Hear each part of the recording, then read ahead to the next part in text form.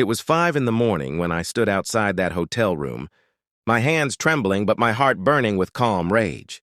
Behind that door lay two people who had torn my world apart, my husband and my boss. They thought their secret was safe, that I'd stay clueless forever. But what they didn't know was that their peaceful morning would soon turn into the most humiliating moment of their lives. When they woke up, revenge was already waiting downstairs, wrapped in silence and precision. I met my husband, Daniel, when I was still learning what love really meant. He made me believe in forever, made me laugh until my stomach hurt, and promised we'd face every storm together. I kept my word. He didn't. We struggled, we built, and I stood beside him when times got rough. But slowly, I started feeling like I was the only one rowing the boat while he was drilling holes beneath it. The signs came in whispers. Late-night messages, secret calls, that distant look in his eyes whenever I asked simple questions. He said I was paranoid, that work was stressful. I wanted to believe him, until one day I couldn't anymore. My boss, Mr. Collins, a man I respected deeply, began treating me differently too. Compliments that felt forced, smirks that lasted a little too long. Then one afternoon, I accidentally overheard him on the phone, saying Daniel's name and laughing about a shared secret. My heart froze. I didn't confront them right away. Instead, I chose patience, the kind that cuts deeper than any scream. For weeks, I gathered proof. Hotel bookings, call logs, messages that confirmed what my gut already knew. Every lie became fuel. Every smile from Daniel became a reminder that revenge needed to be smart, not loud. Then came Friday, the day they planned another meeting. I followed quietly, blending in with the shadows. I saw them walk into the hotel holding hands like a couple who had nothing to lose. That was the last image I needed. I recorded everything, not to ruin them instantly, but to make sure their downfall was absolute. While they slept, I set my plan into motion.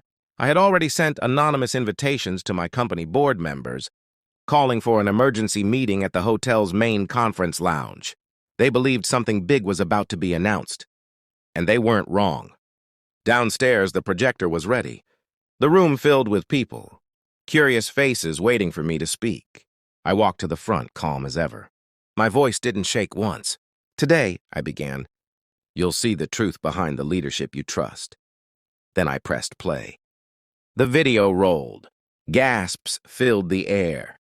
Mr. Collins' reputation shattered in seconds.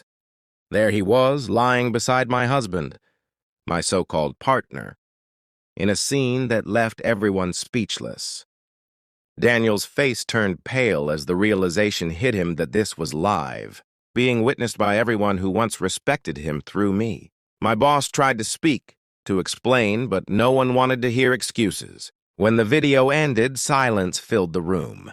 I removed my wedding ring and placed it on the table. "Loyalty isn't something you buy or fake," I said softly. "It's something you lose once, forever." Mr. Collins was fired that same morning. His career gone, his image destroyed.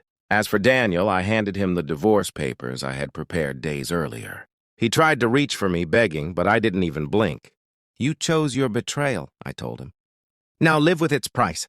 I walked out of that hotel with my head high, leaving chaos behind. The whispers followed me, the shock in everyone's eyes, but all I felt was peace. The woman they thought would crumble had turned her pain into power. Later that night, as I stood on my balcony watching the sunset, I realized something. Revenge wasn't about hurting them back. It was about reclaiming myself, about showing them that no one, not even those closest to me, could break the strength I built from my own scars. Now, when I look at my reflection, I don't see the broken wife who once cried in silence. I see a woman who chose truth over humiliation, dignity over despair, and silence that roared louder than any scream ever could. If you liked the video, please subscribe and turn on notifications.